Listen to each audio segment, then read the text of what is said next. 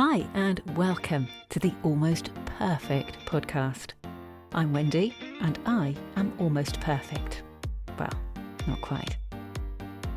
If you're a woman who's inundated with the things you need to do and the people you need to do those things for, if you're overwhelmed, or if you think you've started to lose your identity and don't recognise yourself anymore, then you're in the right place.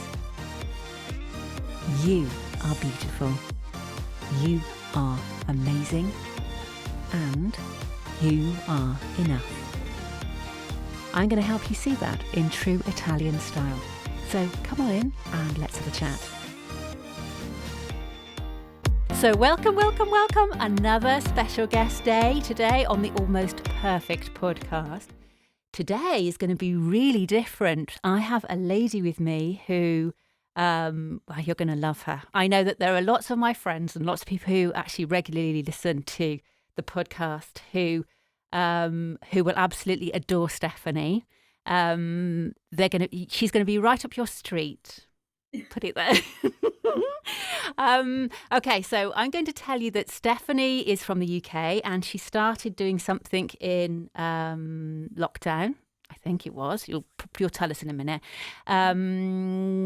which is a little different. So welcome, Stephanie. Hello, thank you for having me. That's my pleasure and everybody's pleasure, I'm sure, when they find out that you are the author of 3 books, but one in particular that has got everybody's interest is a book called Wax, Whips and My Hairy Bits. That's the one. So now all these people are rolling about on the floor laughing. Well, you better start and tell us a little bit about yourself and what made you decide to start writing. Okay, so I'm 51. Mm-hmm. I'm a mum of 3, perimenopausal, and I live in the north of England. Yeah. At the beginning of the first lockdown, I was in the process of setting up a recruitment agency that would help over 50s get back into the workplace. Oh, brilliant. And then, of course, lockdown happened, didn't it? And everything stopped. Right. And I had all this lockdown anxiety and menopause anxiety. And 2 sons home from uni, 1 son homeschooling. I was thinking, I've got to do something here to make myself laugh, to try and alleviate some of this anxiety. Mm-hmm. And then coincidentally, I read a couple of lines from 50 Shades of Grey. Only a couple? Just a couple. It was just a quote, I think, on Facebook. You weren't glued to the film. And it just kind of piqued something inside me. And I just thought, no, women aren't like this. Mm. We snag our tights, we trip over in heels, we get frizzy hair if there's even the tiniest moisture in the air. Oh, yes. So I had this choice, Wendy, and it was either bake banana bread Yes. or write a funny mucky book. Right. So naturally, I wrote the funny mucky book. Steamy stories. Yeah. How did you get the, I mean, as you say, you read a couple of lines from 50 Shades of Grey. I'm pretending I don't know what that is. No. I'm just intrigued as to how you go from like doing a recruitment agency to writing a book like this. How do you do it from? I don't know if I'm allowed to ask if you're doing it from personal experience. No, ask me that. No, definitely not. What I did was I just thought about scenarios in films and books like 50 Shades of Grey. Okay. Where you have this submissive woman and she's fawning over the handsome man and everything's, perfect and attractive and marvellous. Yeah. And I just thought, well, what if you took these scenarios and you turned them on the head and you made them more realistic? Right. And actually really, really disastrous. Real life. Yeah, so it was just taking certain scenarios, that are synonymous with those kind of books and films. Right. And actually making them funny. It sounds like my life. Well, no, it doesn't actually. Apart from parts of it might sound like my life, but the other side maybe not so much. Perhaps I shouldn't have said that. What do your sons? I mean, have your sons? You said you've got a couple of sons in one at uni. What do they have? They read them? What do they think? Oh gosh, no, absolutely not. They're kind of simultaneously really, really proud. Yeah. And really, really mortified. Oh. I mean, my eldest son said to me, "Mother, should you not be playing badminton and drinking barley water?" No, exactly. No. So, you've got this book, but did you do 2 others as well, or is it? There's 4 in Wow. the Wax Whips in My Hairy book series. Yeah. And you can readers can either buy them individually, yeah, or they can buy them as one book. So it's from Anne's story from start to finish. Okay. And then I recently published a book of quotes from the Menopause. Now that might be interesting as well, because I know a lot of the women that actually listen to this podcast are we're all in our sort of late 40s to upwards, and I think a lot of people are suffering from forgetfulness. That's like me. I forget I'm on track, and then all of a sudden I'm away. So so that sort of thing. I mean, that sounds brilliant too. So where did you get those? Were those again from personal experience, or were they from? No, I spoke to about 200 women. Oh gosh! And I asked them for their funniest quotes on the menopause. Yeah, because I want to make women laugh. I think laughter is really good. It's in terms of helping with anxiety. I think laughter is great. Yeah. And the overwhelming view of the women that took part was they wanted to show other women that they're not alone. So when you read about the lady that dropped her son off at school and he forgot his lunch in the car, so she ran after him into the crowded playground and shouted, "Dougal, Dougal," but Dougal was the dog's name. It's stuff that we've all done, but then when you see somebody else is doing it, you think, actually.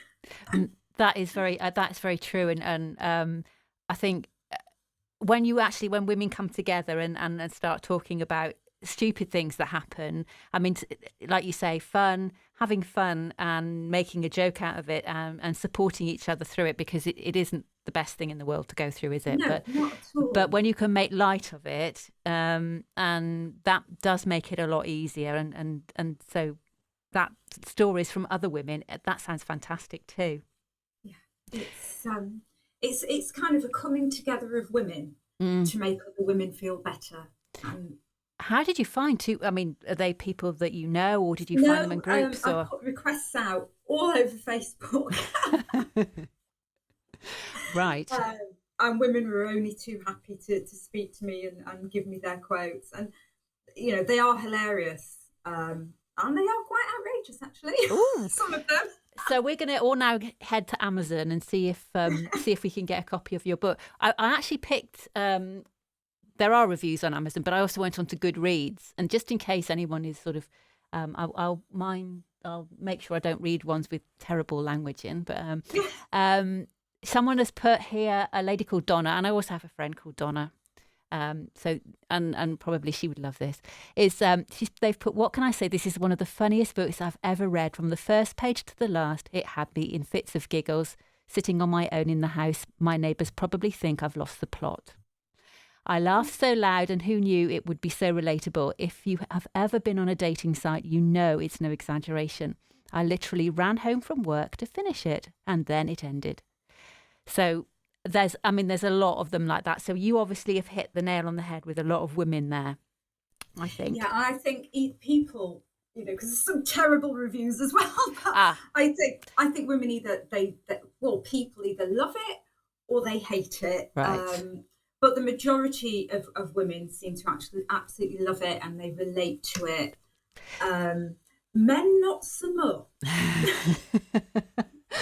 Right, well, we better find out why. That is actually a good... Now you've made that comment, that is probably a question I'm going to ask you. How do you cope? Because, I mean, yeah, it's great to see the great comments, but how do you cope with the not so great comments? Because I know that a lot of people like everybody to like everything they do. I know I fall into that habit of of wanting people to like what I do. So how do you get over the net not so great or the negative comments? I think I just think, well, it's horses for courses, isn't it? You're Mm-hmm. not going to be everybody's cup of tea. Mm-hmm. You've just got to build up a resilience. Okay. I mean, sometimes it does sting and it does hurt, but so some of the negative reviews. I got a 1-star review because I'd written a sequel. I can't do anything about that. Or Okay. a 1-star review because a reader didn't like the swearing in the book. Right. But the book isn't pretending to be anything it's not. It's called Wax, Whips and My Hairy Bits. Yeah. It's not serious. It's not a great literary tome. It is not going to win the Booker Prize. But it is making women laugh. Yeah. And I'm quite happy to do that. Brilliant. Yeah. And recently, a couple of weeks ago, I did a 4-minute phone in with This Morning. Yes. And it really resonated. The story behind the book really resonated, and it went up to number 2 in the whole of Amazon. All the millions of books on Amazon, and mine was number 2. Number 2. And I was sandwiched between the Hairy Bikers and Richard Osman. Wow. And I am a nobody. I'm just a northern woman with a propensity for using rude words. You must be so proud, because I know I would be if I've done that. That's just brilliant to be, like, as you say, all the books on Amazon, and there are an awful lot out there, aren't there? Because I think there's 9 million. That's absolutely brilliant. Really, well done. I mean, you really must be over the moon at that. I am, and like I said, I am just ordinary. I don't have any contacts. I'm not a celebrity. I haven't got a cracking pair of tits. I haven't been on Love Island. I'm just an ordinary 51-year-old menopausal woman, and I want to sort of shout it out, really loud. Yeah. If I can do it, anyone can, and have faith and have confidence. And it doesn't matter how old you are, if you're 25 or if you're 75, if you have a dream, go for it, because if you don't, you'll never know. Brilliant. That's really lovely. I was going to ask you about, you were saying about whether you're 25 or 55, but if you weren't feeling, I mean, I don't know how you would cope with this, but if you weren't feeling so great about your body, and maybe you think you look old or fat or just a bit rubbish, what would you do to reverse that feeling? I always think it's not what's on the outside that matters. Mm-hmm. It's what's on the inside that's important. Mm-hmm. Now I have grey and frizzy hair. I'm developing jowls. I'm flat-chested.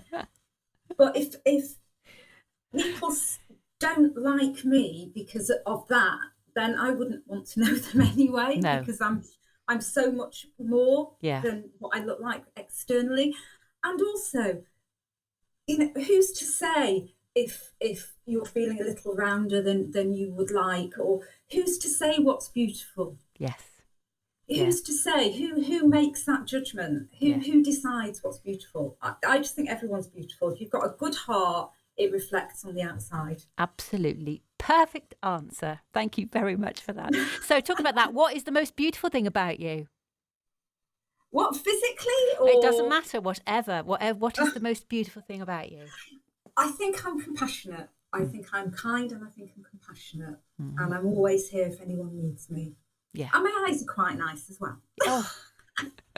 And so if there was one thing you were to change about yourself, what would it be?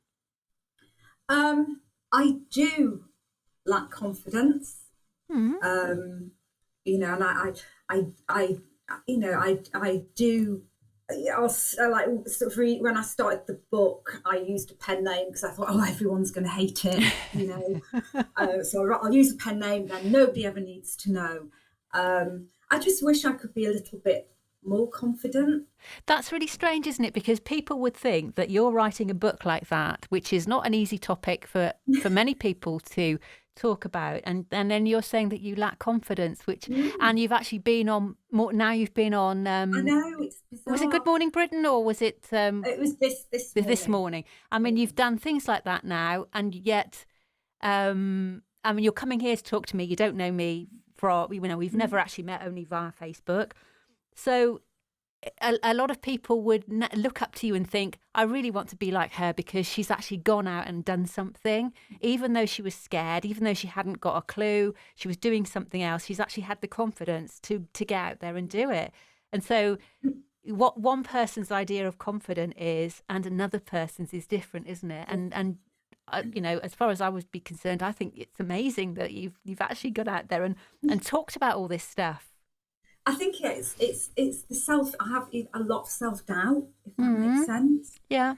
Because I think, oh God, everyone's going to think the book's shit, and I've made all these sales, and everyone's going to hate it, and then Wendy's going to think I'm bonkers.